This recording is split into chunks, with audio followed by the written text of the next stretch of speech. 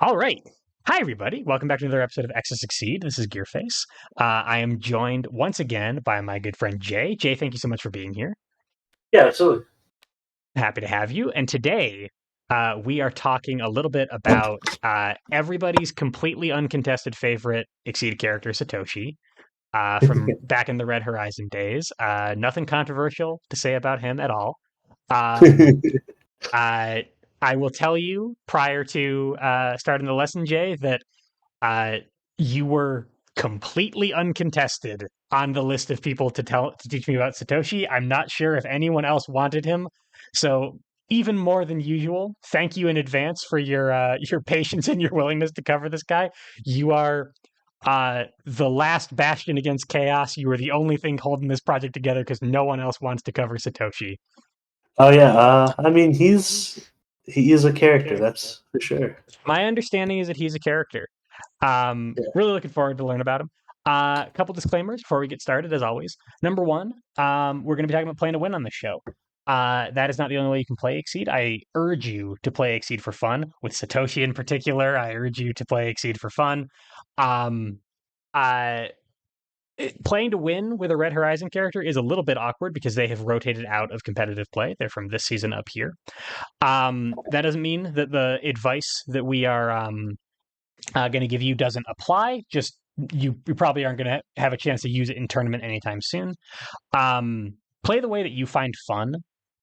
Don't if the lines of play that we're describing aren't fun, don't play that way. Um, Disclaimer number two is we're going to be pretty prescriptive on this show. This is especially because this is kind of an older character. They've not quite been solved. Exceed's not a solved game, but people know how this character works and have some pretty solid defined lines of play for him. That doesn't mean that you shouldn't take everything that Jay's saying with a grain of salt. Develop your own lines of play with Satoshi, change people's minds about him. We look forward to seeing you make a deep run in a legacy tournament with Satoshi using completely different lines of play than what we're here to teach you. But yeah, all that said, Jay, please tell me a little bit about our good friend Satoshi. Satoshi is I mean he's technically a ninja archetype. He's got that answer to a lot of different situations going on in his kit. It has a bit of a reactive play style where he wants to see what his opponent's doing and somehow disrupt that in some way. Okay. And he makes some use of the concept of tempo. So before we get too deep into this, I want to kind of like give a brief primer on the card game concept of tempo. I'm not sure if you're familiar with this or not. It's definitely come up in other lessons, and it's the kind of thing that a lot of other conversations have been built on this concept. So I feel like I've sort of been like backdoored into it, but I don't have like a dictionary definition of tempo at my fingertips. So please go ahead. Yeah, tempo is kind of the idea of efficiently using your resources, especially your turns, because your actions are a resource, Right. to put out threats. So if you're putting out threats efficiently in terms of cards, in terms of the number of turns it takes you to put out those threats, then you're playing with tempo. So, for example, if it takes you, you know, 4 force costs to put out a threat that's really strong, that's not necessarily high tempo because that 4 force cost you'll have to recoup it somehow. Okay. Uh, but if every turn you're advancing your threat, even if it's just a small threat, but it is kind of advancing your threat more than the opponent's going to advance their threat, then you're playing it at positive tempo. Okay. So in Exceed we have resources Mhm. like gauge, like force, like life, like all of those Yeah, things can be spent in various ways to advance a game yeah, state. But exactly. tempo is basically saying that like turns are also a resource, and doing things in a small number of turns is a valuable thing. Well, tempo is all of those. It's turns, it's life, it's your gauge, it's your hand, it's your resources in general, and it's about how consistently and quickly you advance your threats using all of those things. Okay, sure. And so in your example, I guess that if you had like a really big 4 force boost, that in itself is not a low tempo action, except that you have to recoup your lost resources later on. So it has like an Yeah, depending on implicit what you get out tempo of loss. yeah, depending on what you get out of it, it could be good. But unless you're getting, the value of those resources, yeah, it's a tempo loss. Right. Uh, Understood. so, Okay. So going by the classic example of a kind of low-ish tempo action is striking. If you initiate a strike, you get to play a card, right? An attack. So you're advancing a threat, but the opponent also gets to play a card, and they're advancing a threat too. So you're not really gaining tempo in that regard. You do win speed ties, so that is a very small tempo gain in that sense, because your threat's a little more valuable than their threat. Right. But you're advancing the threat at the exact same rate as the opponent in general. So in a lot of cases, striking is a low tempo action because you both advance the threat, you and the opponent. You don't draw at the end of your turn, and you pass the turn to the opponent. So you're losing as much as you gain, at least a lot of the time, in kind of a default territory. I see. Okay. So Yeah. and the way that you would look at that is like we have a card over here called Assault that gains advantage Mhm. on hit. The way that it's been explained to me in the past is that when you are passing the turn to your opponent, if you play anything that doesn't gain advantage, your Yeah. card has implicitly written on it, clean up, your opponent gains advantage. Uh, Yeah. you are passing the turn to your opponent, and that is a potentially dangerous thing to do. Right. It's not just that you're passing turn, but it's also that you're using your turn to do something that gives you and the opponent the exact same benefit, right? Right. Because You your and the opponent opponent is are also both playing using your attack. turn to do it. You're both playing an attack. So Right. what you're advancing is something that you're also letting the opponent advance. Right. And it really just turns on is winning that speed tie or striking right now actually that important. Right. And I mean in Exceed where positioning is an important concept and Mm. uh leveraging your threats when they're good is an important concept. Frequently the answer can be yes to that question. Right. The idea that tempo is a low I'm sorry, the idea that striking is a low tempo action, I don't think we should take that to mean okay, cool, never strike ever. Right. But There are lots of times where striking will be a tempo gain, or where it's a big enough gain that it's fine if you lose some tempo on the next turn. right. Right. Okay, sure. That makes sense to me. Um The other example that's pretty common is the prepare action. mhm, You use your turn to draw a card, and at the end of your turn, you draw another card. This is generally considered a low tempo action because even though having that card advantage over your opponents is good, and it gives you more plays in the future, you're not doing anything right now that actually advances the game state, right? You're not advancing a threat with that draw action, and so you're losing tempo by taking that action. right. And again, just like with the strike example, people who are Yeah, listening to this who are not super versed in Exceed, that does not mean never prepare. right. Sometimes you need cards. But it does Sometimes in your position where you're just going to be playing low tempo no matter what you do, and right. so you take the least bad option. Right. Yeah. And it does mean that to weigh what you are getting out of those cards against the cost of seeding tempo to your opponent. But Right.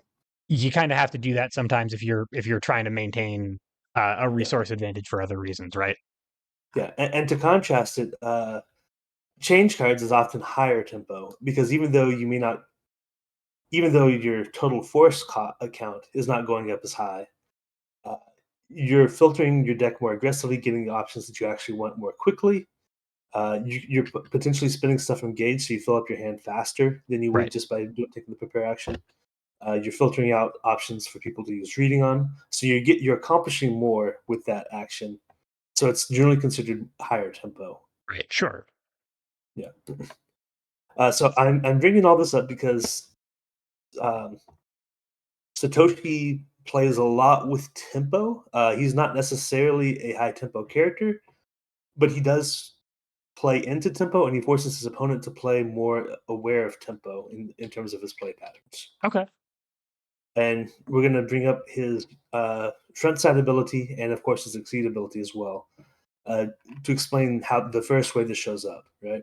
Sure. So when he initiates a strike, that thing that's typically considered low tempo, he has +2 power if he has more cards in hand than the opponent.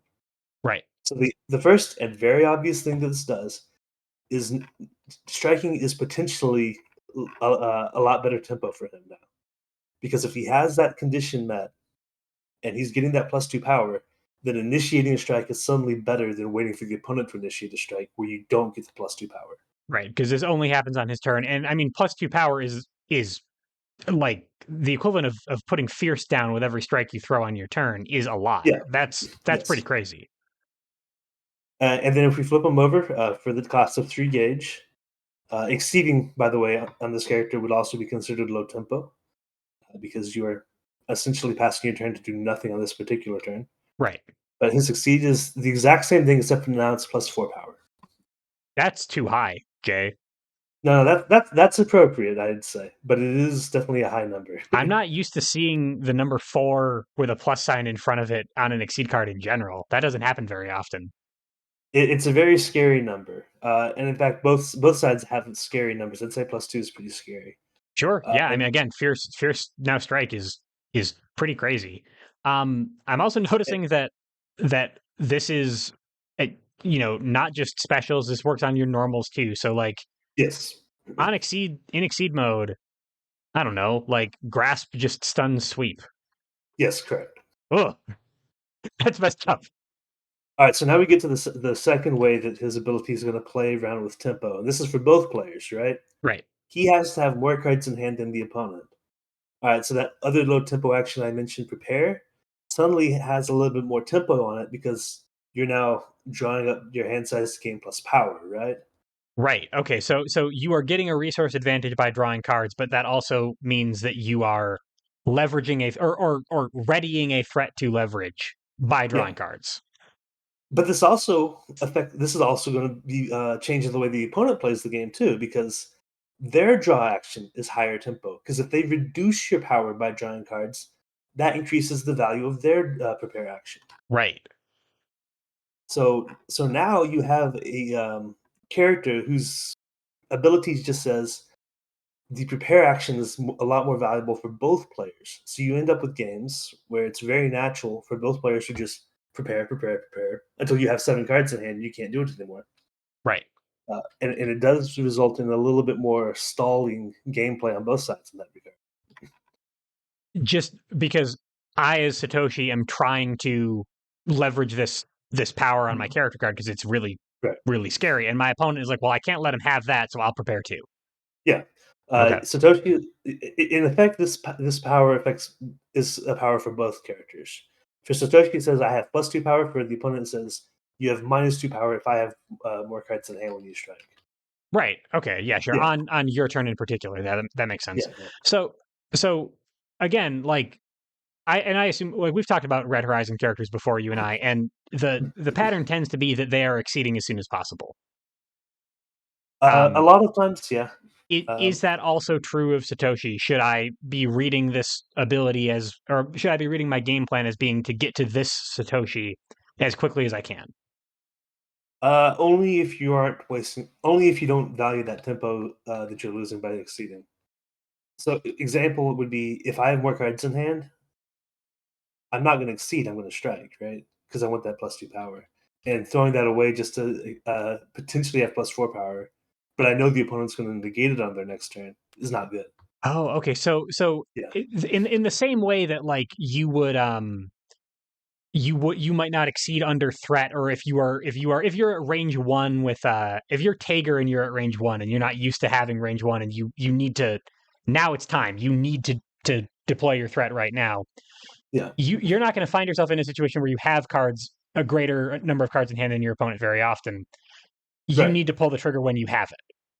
right. If both Okay. players are playing intelligently, which is what we're assuming they are doing for this episode, Sure. uh, Satoshi is not going to use his ability very many times in a match. He has ways he can probably force it to happen, uh, but we're still assuming that either the opponent made the mistake and he got to use it, or the opponent took a calculated loss and allowed him to use it in exchange for something they got out of it, Right. or he's just playing really well and he's forced the opponent into a corner and he's getting to win. It becomes kind of a win more condition in that case, Right. right? Okay. He was already winning and now he gets to win even more. Right. So I have a character ability that is it, in order to exceed, I need to weigh the tempo loss of not striking when I have a lot of cards in hand, Mhm. to use that threat. But the overall macro kind of zoomed out game plan should include my exceed mode, is if I can get it. Is that correct? Yeah, you should have exceed mode as an option because +4 power is really good. You should also recognize that um, your turn economy matters quite a bit. Uh, So it's more about the cost of taking a turn to exceed than it is about the 3 cards you'd use to exceed, if that makes any Yeah, sense. sure. Yeah. So my plan is going to involve my exceed mode, but I need to. I mean, on other characters, it's I need to do it safely. On Satoshi, Yeah. it sounds like I need to do it without giving up my opportunity to strike. Yeah, a good example of like when it might be a good idea to exceed. Not necessarily it always is, but it might be a good idea to exceed if you and the opponent are at max hand size, or maybe you're at 6 cards or whatever, and you're both kind of stalling each other, and you have it's just like, well, I'm going to stall anyway, so I might as well exceed while I'm stalling. I might as Right? well That take this low tempo action. So if we both have max hand size, my character ability does nothing. right Because at that time. so if my opponent constantly has 7 cards in hand, I can't do anything about it. I don't. It's like initiator wins speed ties. There's no card ties in exceed. I only get it if I am a a higher card count than my opponent. So if they go to Correct. max hand size, I can't go any higher than Exactly. that. Okay. There are and both characters are going to take prepare actions. Like I said, both characters are going to think about wild swinging quite a bit on defense, especially. Satoshi, you wild swing on defense to maintain your hand size. The opponent wild swings on defense to maintain their hand size. You might even think more about wild swinging on offense. I mean, wild swing's probably undervalued by some people, Right. not by others. But wild swinging on offense just to potentially get that +2 bonus without compromising your hand size. Uh, Okay. Yeah, or to make good on a threat that you've set up Okay. without, yeah.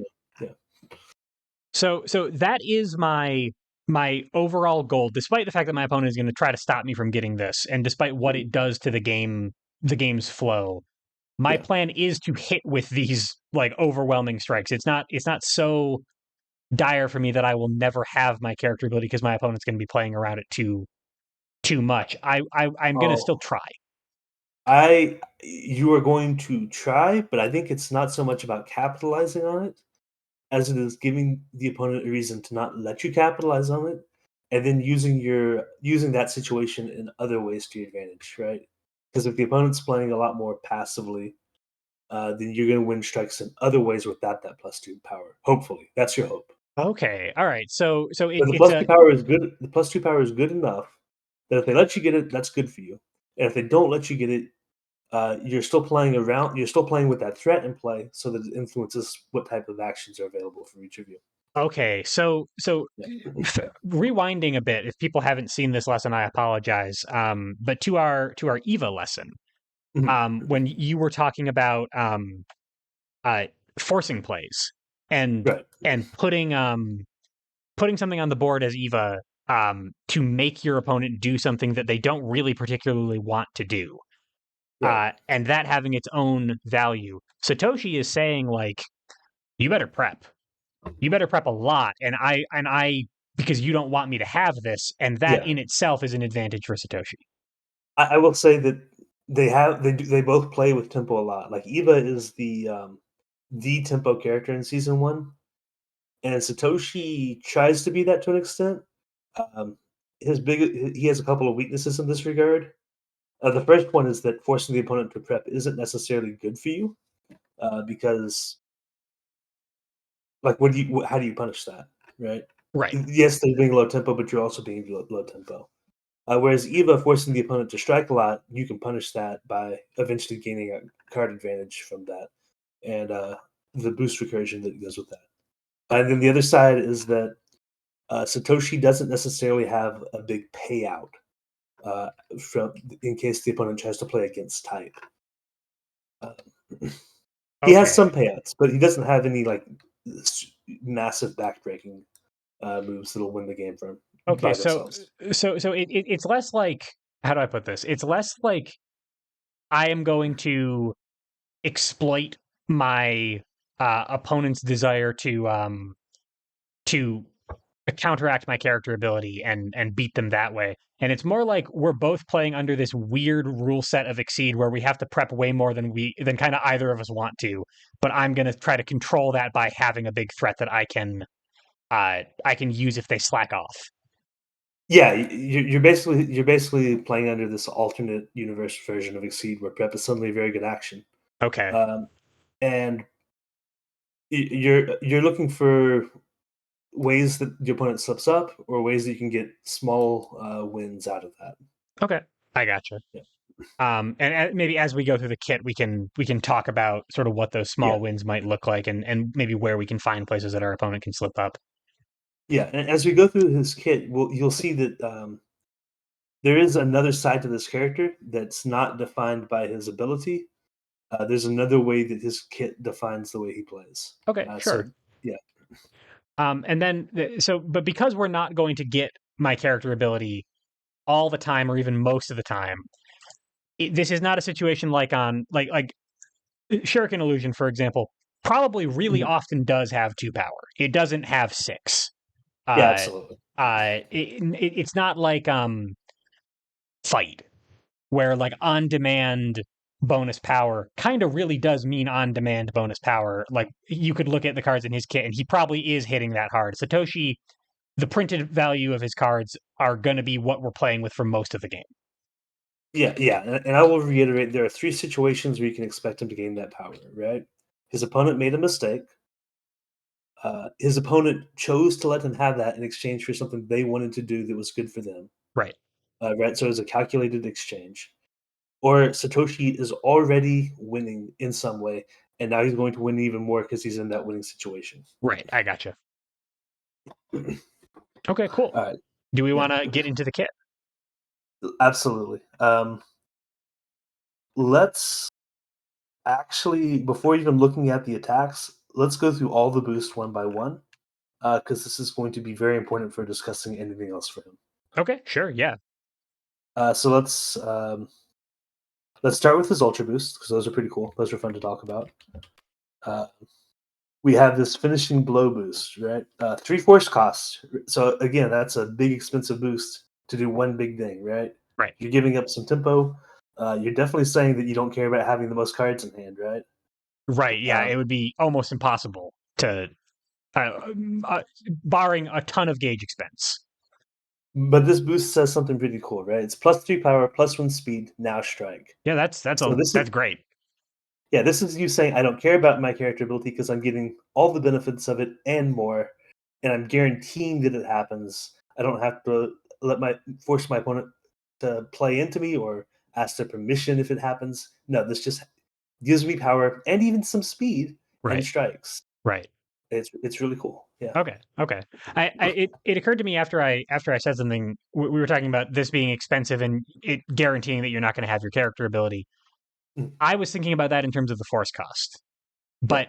But the fact that this is a now strike boost means that even if this was a 0 cost boost, this is taking 2 cards out of my hand. Probably, if I'm Yeah. striking with a card from my hand. And that probably means that even with that, I'm not getting my character ability because the hand So size are going to be so high all the time. quick rules note, it's when he initiates a strike that he decides if he has that. So it's before he plays the card for the strike, but it's going to be after he plays, say, reading or finishing blow. So the Oh, yeah, okay. So, so the but card that he strikes with does not count against him for counting cards between him and the opponent. okay, but obviously the Yeah. boost that he put down would, and if we are in a Yes. situation like you're describing where we have both sort of stalemated each other at max hand size. Mhm. My opponent has 7 cards in hand. I have 7 cards in hand. Okay, cool. Finishing blow. I now have 6 cards in hand when I'm checking for my character ability. Even that Yeah. would mean that I'm probably even if this had a 0 cost. If this was a 0 cost boost, I probably wouldn't be getting my character ability from it anyway. Yeah. Probably not. It'd be odd if they let you pull that off. But I gotcha. uh, Okay. None of that impacts what you're saying about the boost itself. It's just that right, like I'm thinking about the margins your right. of your strike wrong, and that I think that like obviously 3 force is a lot, but Mhm. for my character ability, any amount of force expenditure seems like it'd be a lot. Yeah, you might potentially get this with your character ability if the opponent does the thing where they let you have your ability because they think they're getting some advantage on their turn that's worth it. Right. And then you put down this boost and you say, is it actually worth it if it's suddenly plus 5 power and Right. plus 1 speed? Right. And the answer Plus becomes, seven power. yeah, and the answer probably becomes, oh, I guess it really wasn't worth it. Okay. So in those situations where I'm fighting Tinker Knight and Tinker Knight put down a gigantic boost of their own and Yeah, went yeah, to a low hand size against yep, Satoshi, that is this is the punishment for that. yeah, absolutely. Okay. But it's also just something you just play whenever, and you don't care that you're going down in hand size because again, the +3 power, +1 speed, now strike is usually worth it. If you know you're going to hit and you know you're going to stun, not going to play block or whatever, what's not to like about that? Sure. Yeah, you're confirming you're adding to your upside, you're confirming the hit at the same time. It's a really it's a really powerful play. You're probably okay with not getting your character ability for this strike or maybe even the next one.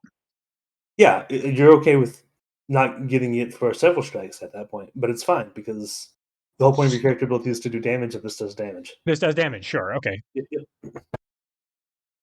Let's look at the next. We're going to ignore the attacks for now. We're just going to keep going through the boost. Yeah. Right. So the next boost, relentless, draw two, then strike. So this has a very iconic use case, which is you're both at 7 cards. You play this boost, and you're now at 6 cards. You draw two, you're now at 8 cards, and you're striking, and you're getting that +2 bonus or that Okay. +4 bonus. So this Okay. is a way to guarantee that you get that bonus. So between up to four times a game, as many copies of Paralyzing Dust as I have, I can guarantee that I have my character ability. Correct. Okay. And it's basically just going to be draw some cards and get +2 power. Is what this does. Okay. Or It, in desperate situations, just draw cards for some more options than strike. right. Okay. But most of the time, if I'm using this, it should be to confirm my character ability. I wouldn't be that prescriptive about it, but that is your preferred usage. Yes. Okay. Otherwise, it's just like, hey, I need two cards. Yeah. I might as well strike at the same time. It is usually better to get 2 cards and +2 power, but in desperate times, sometimes you just need 2 cards and striking. Yep. Okay. Sounds good. And this also would mean that I would be able to at least temporarily go over my maximum hand size because I'm striking. I'm not discarding for end of turn. Um, Exactly. if I draw two and then wild swamp, Yep. I'm still at 8 cards in hand. I can maybe make that work into the next strike or something. Exactly. Okay. That's one of the ways Satoshi plays into Wild Swings. I gotcha. Okay. Cool. So moving forward, now we're at the normal boost. We got second strike. Now strike after gain advantage. This one's a little bit on the weirder side, but it just staples advantage to one of your cards. So it means you're not losing quite as much tempo from that strike action, assuming you can actually you don't get stunned out of it. Right. Again, though, just like I was saying with finishing blow, it seems like this is another maybe a softer admission that you're not going to get your character ability this strike, but two cards from Yep. your hand is less than 3/4 and two cards from your hand, but it's not nothing. Right, right. You are still this is still playing against your character ability, but it is still reasonable enough that sometimes taking 2 turns in a row is pretty good. Um, Sure. Yeah, absolutely. it, I it, like advantage. I like after advantage. I can whiff and still get advantage. yep, it's Okay. one of those ways that it makes the strike action uh, less slow tempo, much more reasonable tempo for you. Okay. Sounds Um, good. we got the next one, misstep. Advance or retreat one, then strike. This is a great boost. This is just choose the position that you actually want to be striking from and strike from there. You can instantly diffuse some setups with this. You can instantly cash in on some of your own setups, maybe if you've got like a fierce boost in play or something. Um, so yeah, it's a simple boost, but it's pretty good. Yeah, sure. We were talking about Ulrich together a couple of Mm, lessons ago. Uh, moving and striking at the same time uh, is a pretty powerful is a pretty powerful ability for any character, and it, like just among the normals, there's a lot of utility that you can get out of advance or retreat and then strike. Yep, absolutely. Okay, sounds good. All right, moving on, we got Swift Exorcism. This is going to be one force cost, so it's going to be not only are you playing this boost, but you're also losing a force. So again, playing against that character ability a little bit. Right. But it's +1 speed, draw one, then strike. And the draw one is good because it negates the force cost. Since it's essentially a zero force cost boost, that's more of a change cards in the middle and how it works, right? Okay. And I guess But because force costs can also come from different sources, I could actually go hand positive while doing this by paying the force from gauge. well, you'd go hand neutral because you pay the force from gauge and you pay for the Oh, you boost. played this But boost, of course. You can't boost yeah, from yeah, gauge. yeah, Duh. Okay. yeah, yeah. But yeah, if you are, for example, already ahead in cards from the opponent, and this is just a fun way to say one gauge means that you're striking with +1 speed, +2 power. +2 power. That's not Sure, sure, that's sure. yeah, that's not bad at all. Right. But +1 speed, draw one, +1 speed and strike. That's good enough on its own, Right. Okay. Sure. especially on a normal boost. Where if it was +2 speed and strike, you'd expect that to be an ultra. But a normal +1 speed and strike is pretty good. Yeah. No, I mean, I like the number of times that you're at range you're at range 3 and you've got a dive in your hand and you put down a light and you're or a spike or something, and you're just begging your opponent not to strike back into you, or you're Right. begging your opponent not to do anything so that you can Yeah. cash out on You're, that you're boost. hoping you're hoping they don't take the Ulrich action to move to range 1 and strike. Right. Well, you're hoping they don't use misstep on you. Yeah, exactly. So now strike with a bonus speed, especially one that can confirm things like speed, is just good. Yep, exactly. Okay. Okay. All right, now we have. I think this is one of your most defining boosts. Although now that we're in season 7, everyone has this. Right. Discard a continuous boost from play, then strike. So back in season 1, discard a continuous boost from play and then strike. Like that's a pretty rare effect back then. This is fantastic. You have 2 extra techs, and your techs allow you to immediately retaliate. Right. Yeah, And I mean, you compare it to Ukemi from season 7, Tech Hit from season 6. Ukemi also like costing a gauge. This right. is this is effectively free, or at least just the cost of the boost.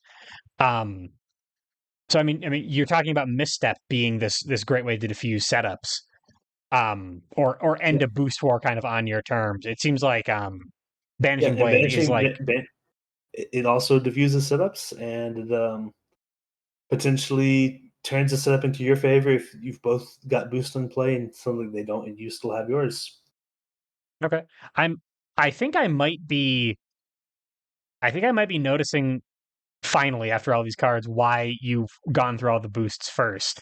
Let's hold up on that. Let's do the Yeah, last one, and yeah. then Please we'll tell me about comment on demon that. slaying. Demon Slaying. This is going to be the complement for Swift Exorcism. Instead of +1 speed, this is +1 power. Right, It's 1 force cost, but it's also draw 1.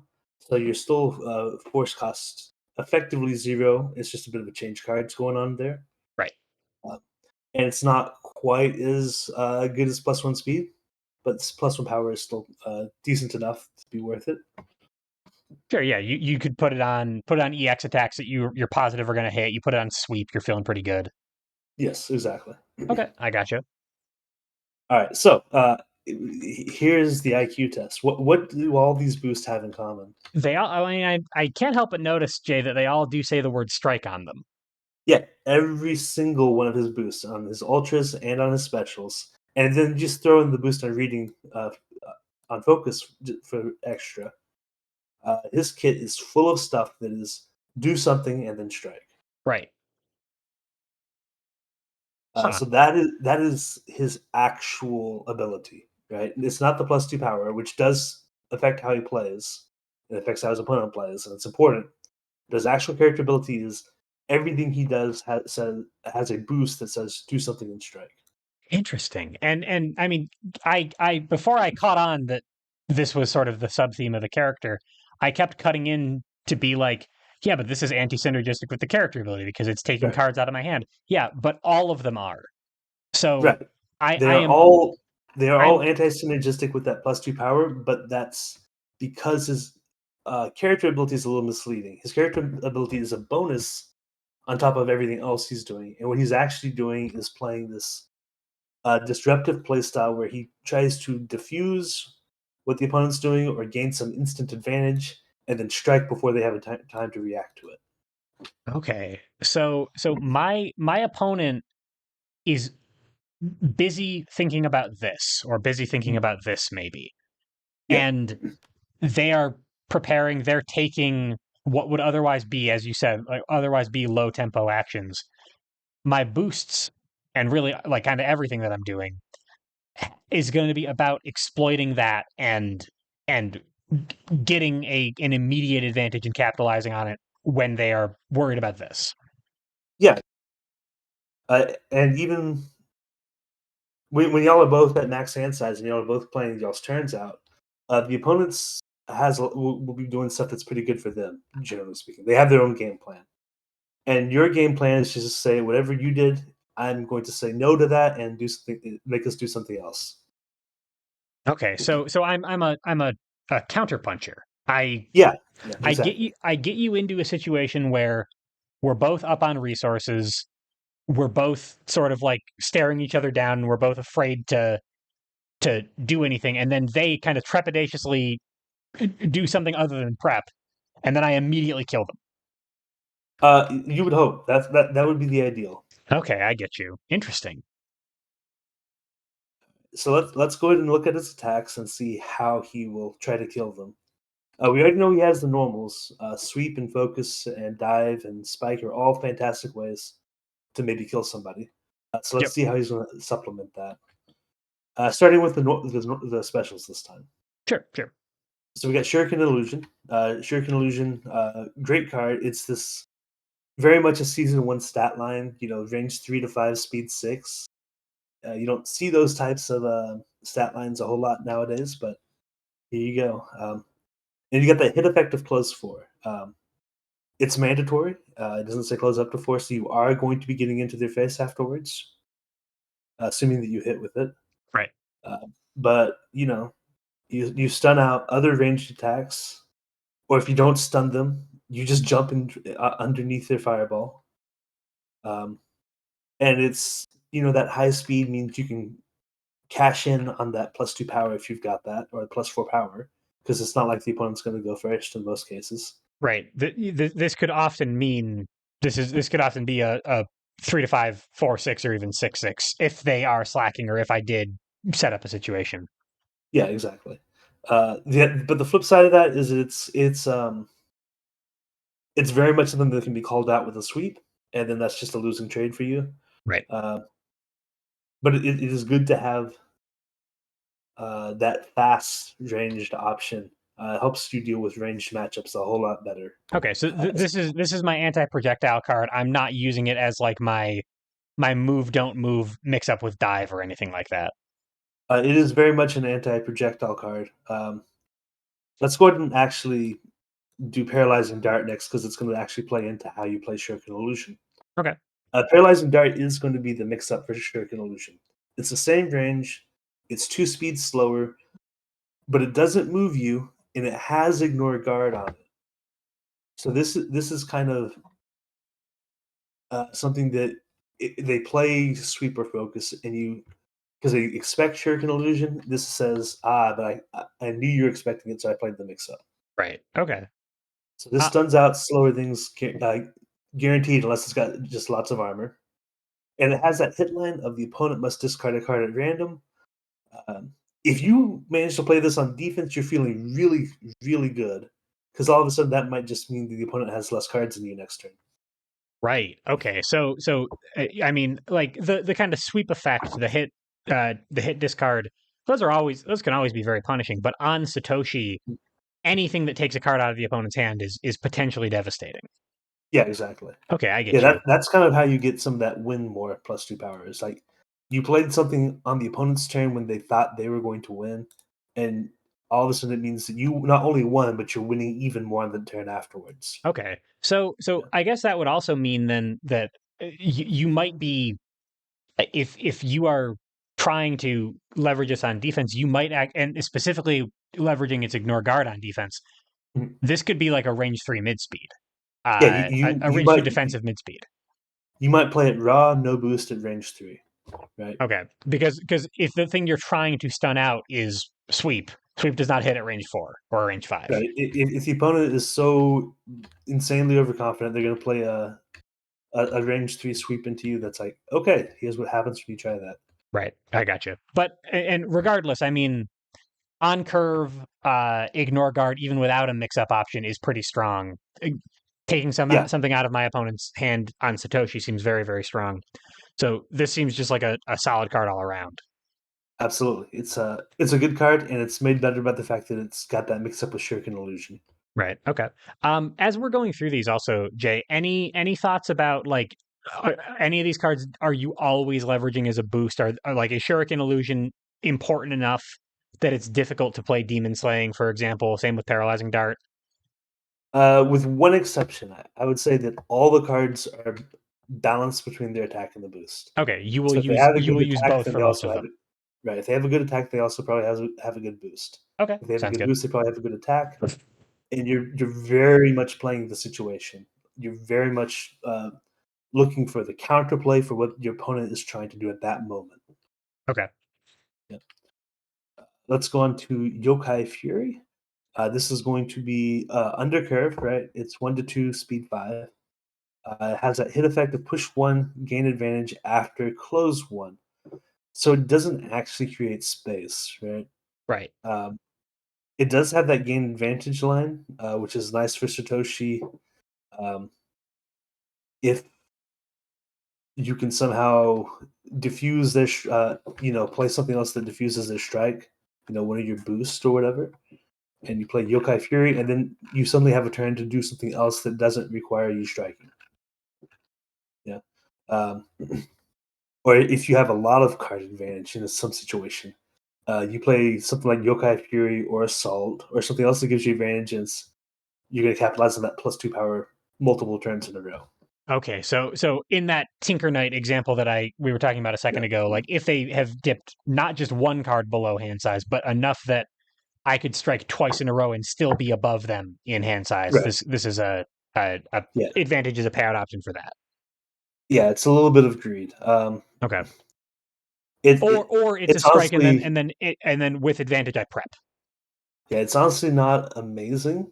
Although if you do get +4 power on it on your exceed side, it stuns out sweep, so that's good. Um, it has kind of a niche effect as the ability to dodge slow fireballs, but just barely. Right, and you do Uh, have Shuriken Illusion for that. yeah, exactly. Right. Okay. Okay. Uh, Um.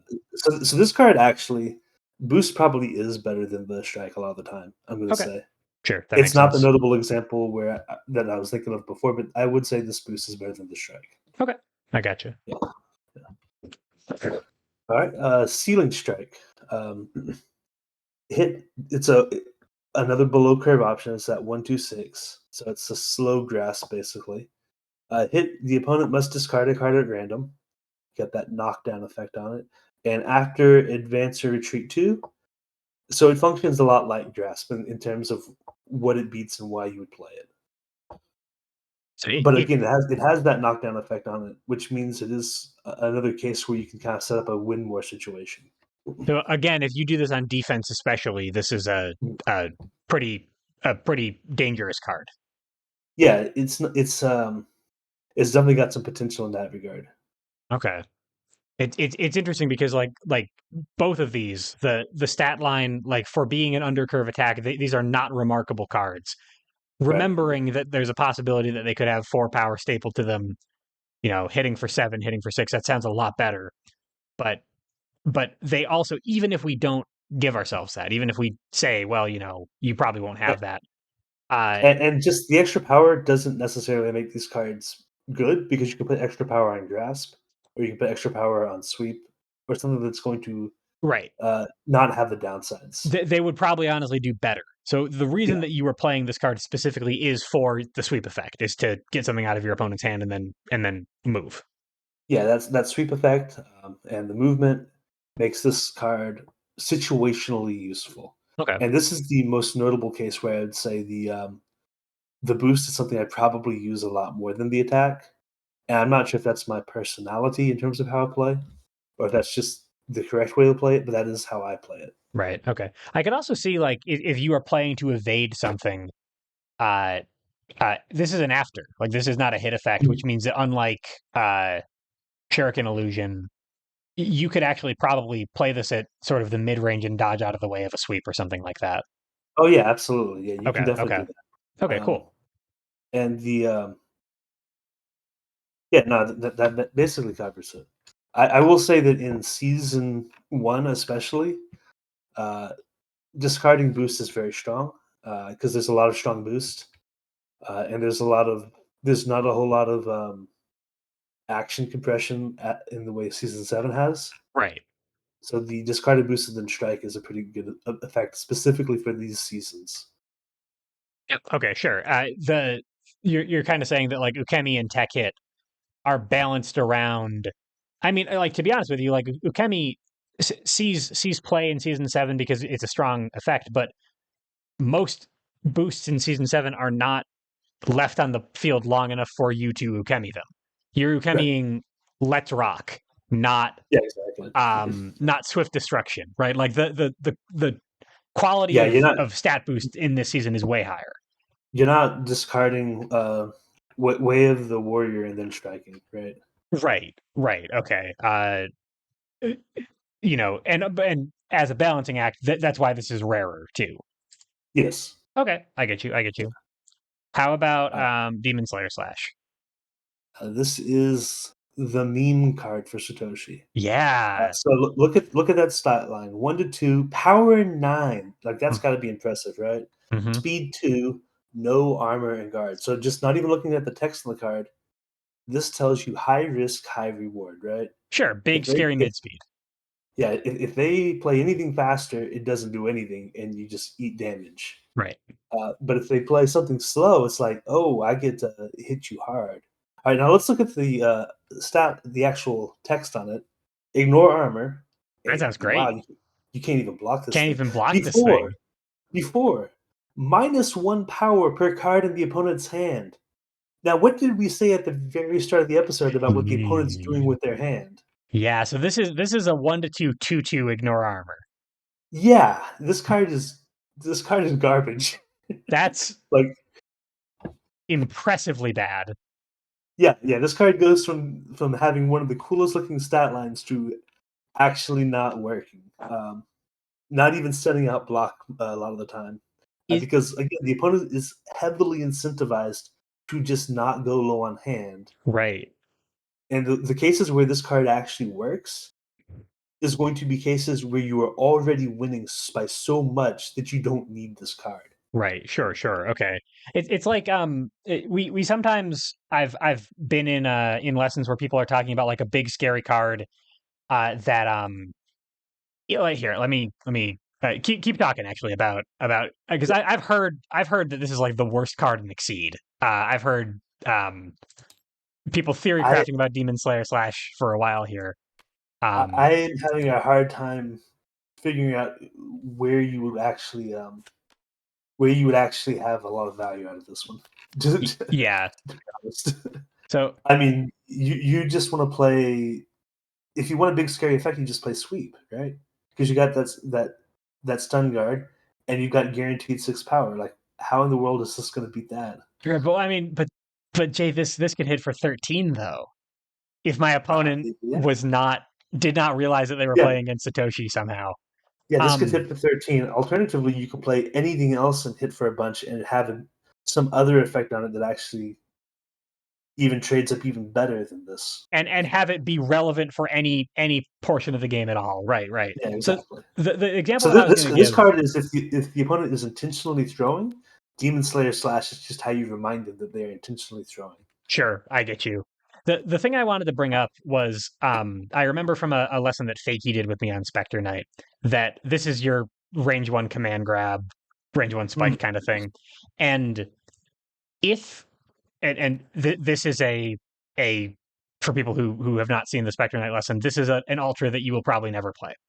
And what Fakey told me is that if your opponent is playing against this, they are beating this, and Oh yeah, yeah. this is a scary enough card that they're going to be playing against it enough that this will just accidentally lose to all sorts of things because they didn't even know you Right. were playing it. They thought you were playing Dread Talon.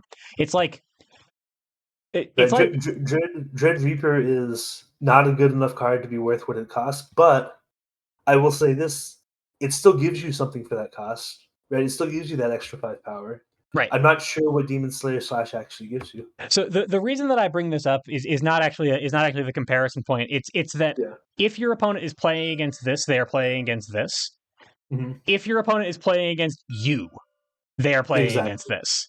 Yeah, exactly. There's no way that you can like yes, but if I make them go at low hand size Yeah. by it's that doesn't work. Yeah, I would say that even you put this in someone's kit who's not Satoshi, and you don't even tell the opponent that this card exists in the kit, and they're still probably not going to go low on hand size because it feels really uncomfortable to be low on hand size, Right. and that's not a play pattern most players will go to naturally. Right. So So it's just in practice, this was also the boost that you were not it didn't sound like you were particularly enthusiastic, and you said that the with the exception of Sealing yeah. Strike, they're fairly balanced. Does that mean that this is often just force? This is fantastic force card. Yeah, like you got a something that says pay one force, draw one, then strike. It's like, oh, cool. I get to cycle Demon Slayer Slash out of my hand and Yeah, I replace it can with some other card. like one of these draw one then strike boosts also implicitly says get a card better than Demon Slayer Slash. Exactly. Sick. Okay, Exactly. these boosts are way better now. Yeah. Okay, Uh, okay. Um, I, any of the other cards that we've talked about so far? Now that we're kind of getting into the ultras here, um, any other cards that you are happy to spend as force, or is it really just like as the situation demands, you'll do it? Everything is generally situational except for Okay, Demon Slayer Slash. which is an always force card. Yeah, I feel like if it's ever correct to play Demon Slayer Slash, the opponents are already lost and you're just getting it over with faster. Okay, okay. Which hey, Yeah. listen, that could be valuable if you have like a bus to catch. Yeah, yeah. Um, If the opponent doesn't want to concede and they're like, okay, sure, let's just finish it. Perfect, perfect. All right. Well, put it on your exceed bingo card and try to hit with this sometime. But it's not. Yeah, That's yeah. not Make that like a good challenge mode. Like it's like you're more skilled than the opponent, so you're gonna go into the match saying, "I'm not going to win unless I'm hit with Demon Slayer Slash first." right. Okay. Um, you got to make your own fun with exceed sometimes, folks. Let's talk Yeah. about the ultras though. Tell me about paralyzing All right. dust. Paralyzing Dust is man. I love Paralyzing Dust. It's such a good card. 1 to 3, 1 power, 9 speed. Right. This is the kind of stat line you just don't see that much outside of season one. Yeah. But season one really loved these flashy big number ultras. Nothing is going to go faster than you at 9 speed naturally, unless it's another season one card that also has a huge speed on it. Right. Um, it's only 1 power, but I mean, you look at what it does on the text. We got ignore armor, so it's always going to do that 1 damage. Hit, advance to retreat 1 or 2. So you can end up at range 5, at range 1. This is a choose your positioning type of card, Right. and then gain advantage. So for the low cost of 1 gauge, you basically get to put 1 free damage on your opponent minimum, maybe 3 if you're using it with this power, or if you got fierce or you got some other power boost in play.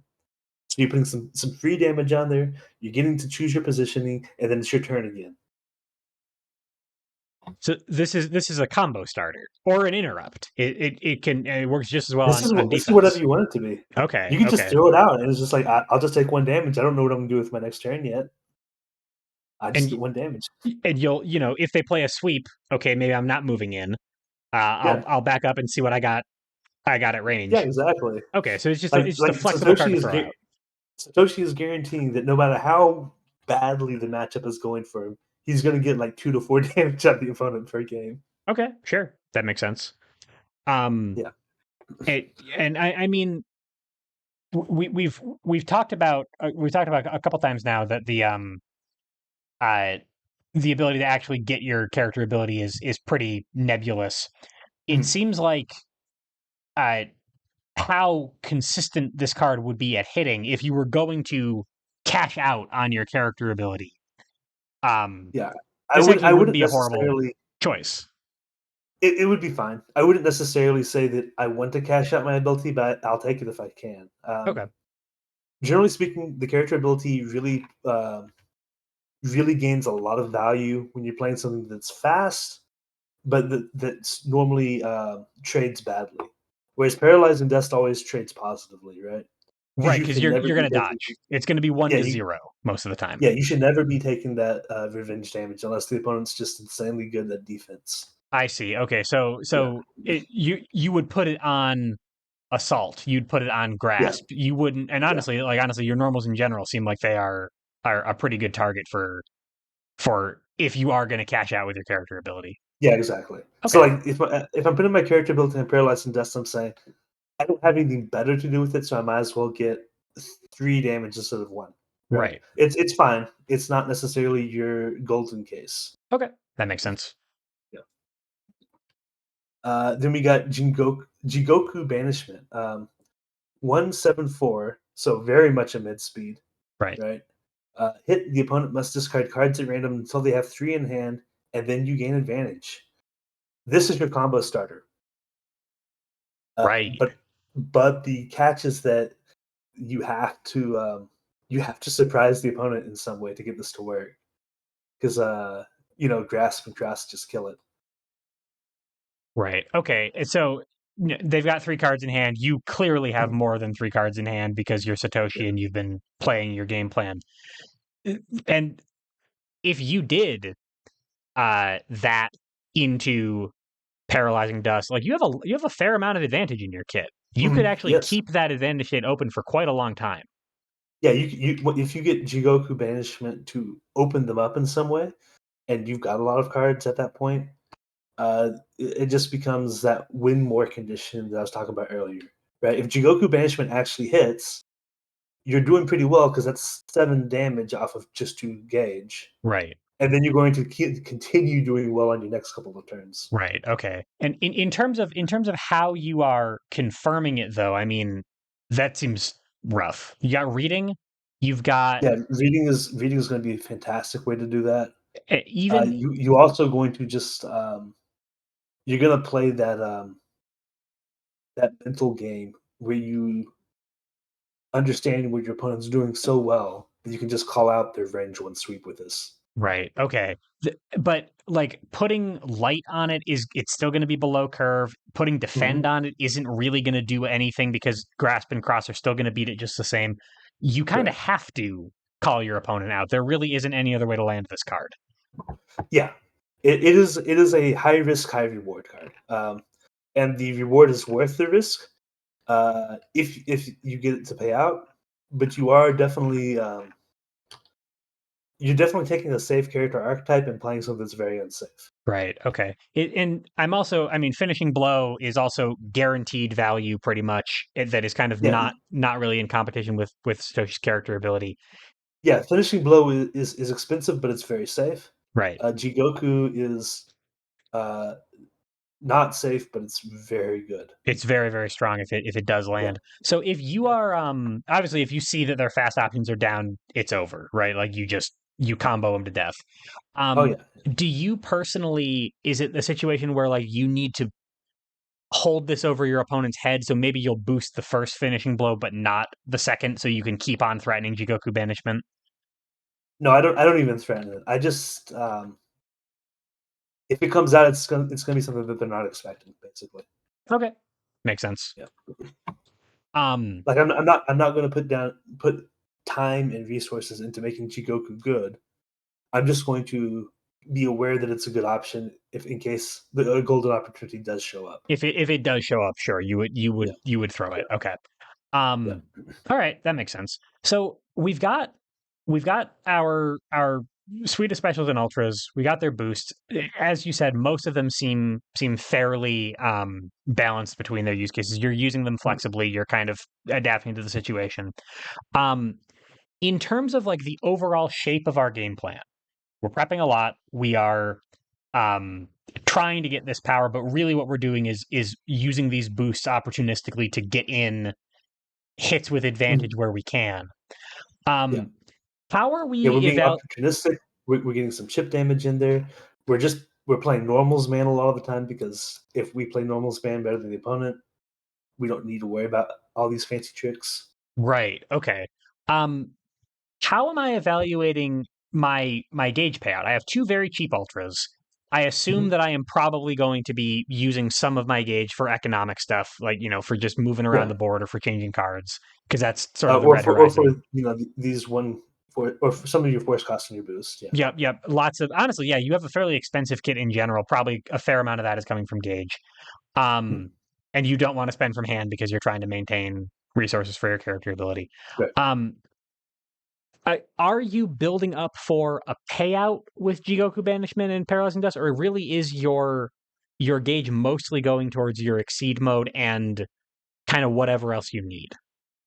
You're always going to want to hold on to one gauge because threatening, paralyzing dust is pretty important. Okay, It means that there's just a lot of setups that the opponent can't do completely safely.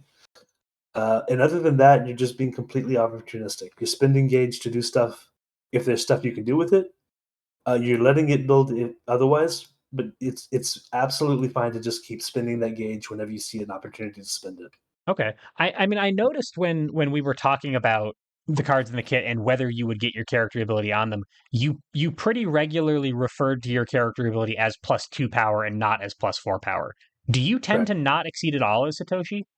Oh no, I do exceed, but the tendency is that once I've exceeded, the opponent will let me use that ability maybe once a match. Oh, that's actually a really good Yeah, point. yeah, On front side, you might actually get it occasionally. yeah.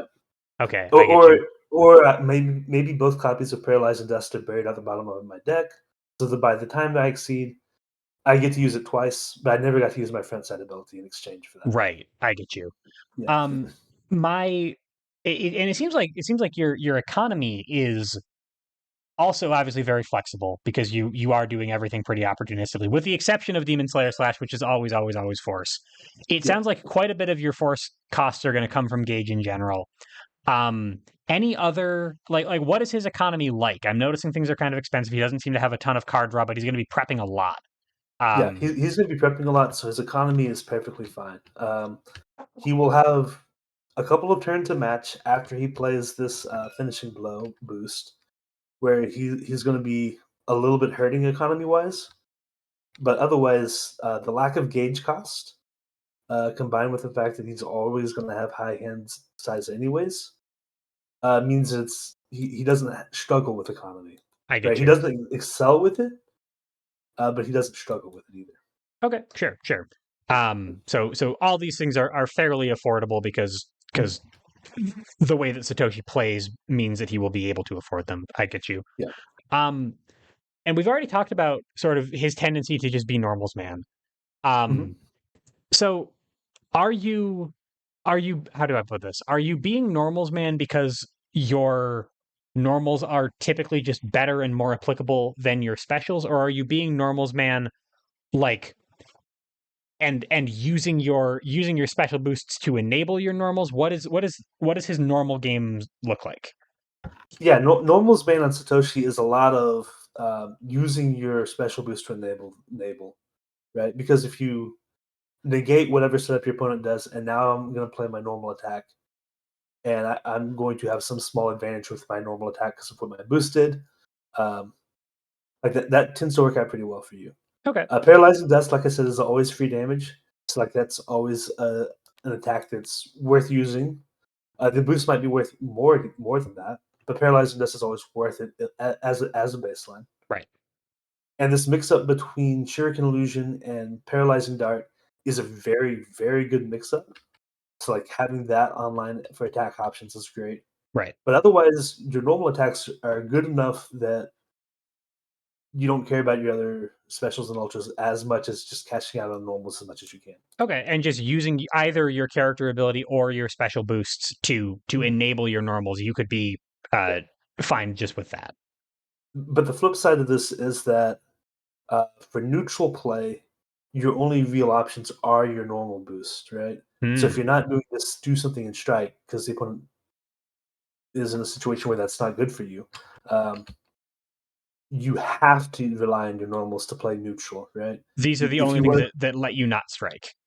right, if you Right. want to build up some power over several turns, you have to play, light or fierce.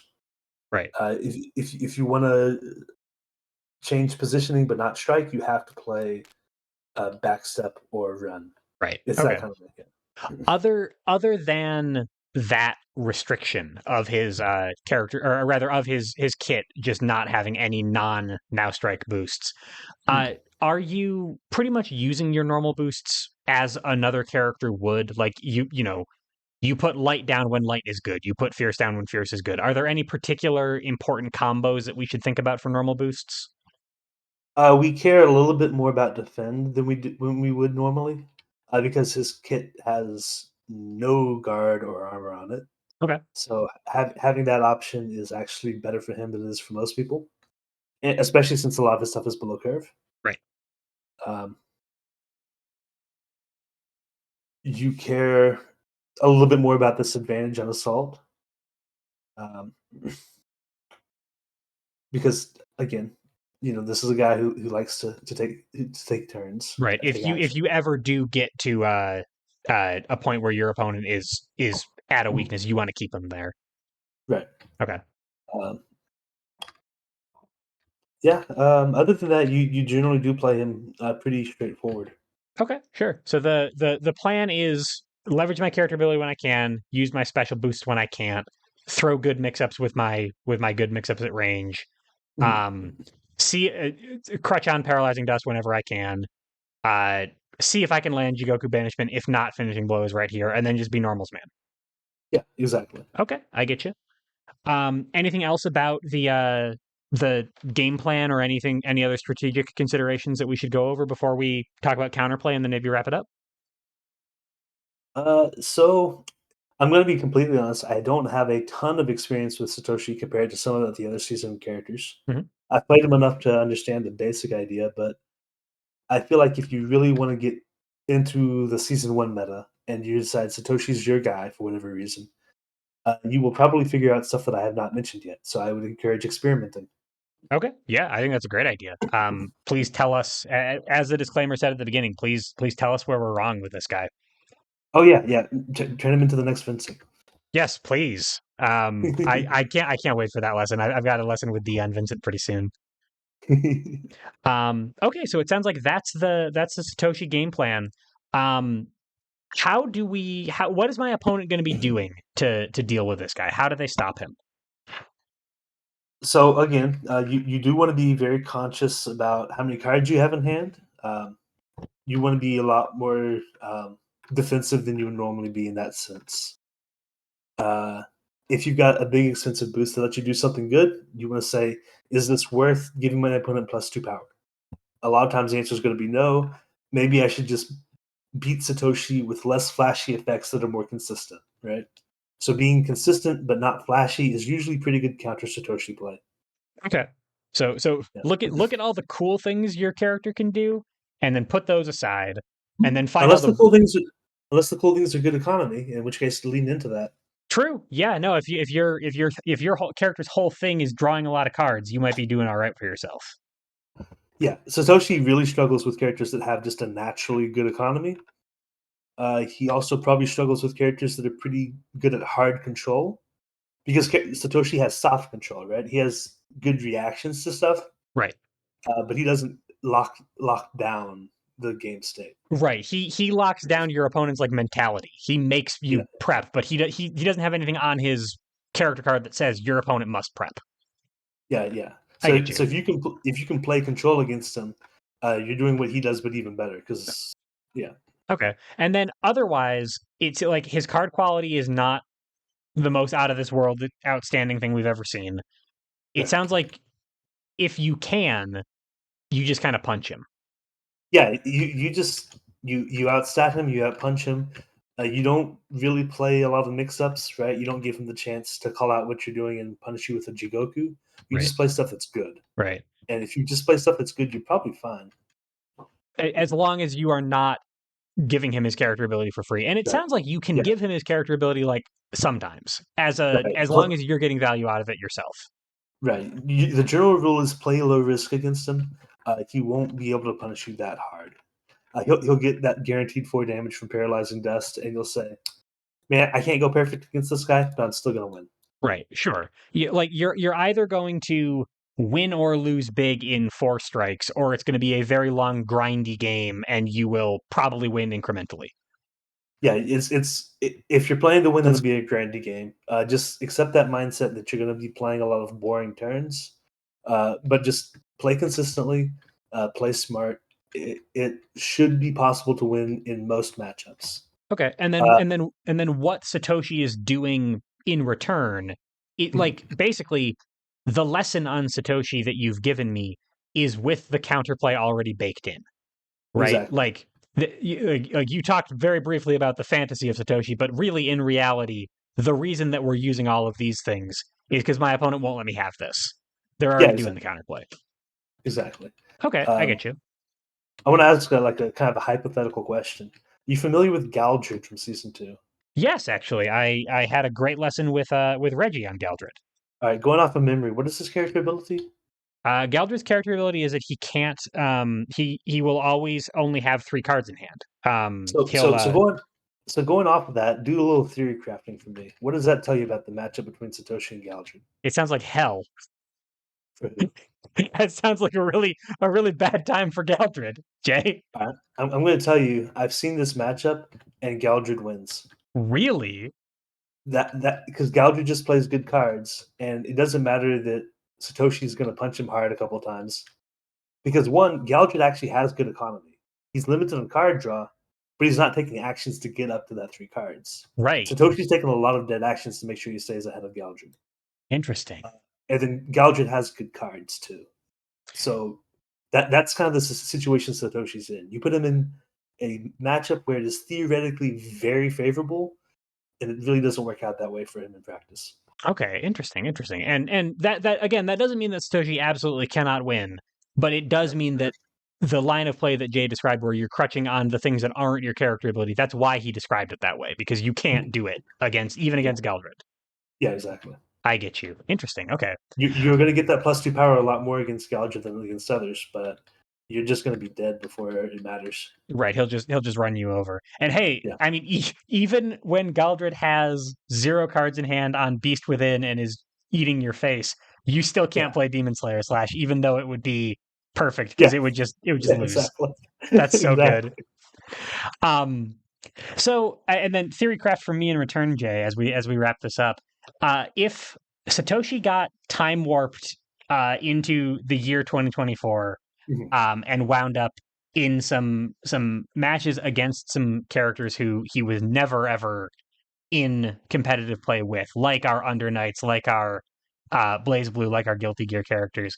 How would Yeah, he do? Like, is Modern Exceed just antithetical to him, or would he change in some way, or would he do fine? it would be very weird. Um, I'm not gonna say with confidence that he gets stomped on, but it's just designed with a very different set of sensibilities. Uh, his plus power is not something that's really seen in Modern Exceed, like his stat lines. Yeah, Uh, but also his very slow play, very uh, back and forth, kind of lots of dead turns. That's not really common in Modern Exceed either. And I feel like until that gets labbed out, both players wouldn't really know what they're doing. right. Yeah, it would Yeah, be like a first contact situation between two people yeah, from two completely different like schools of thought. yeah, That's yeah. It'd be interesting. like Yeah. it'd be very strong weapons against very strong armor. You don't know who's got the advantage until you actually fight it out for a while. Right. Interesting. Yeah, so people watching this, please go find a player to play Satoshi versus a Guilty Gear character into you. See, tell us how it goes. Yeah, Um, yeah, all right. So, Jay, anything else that you wanted to cover before we wrap it up?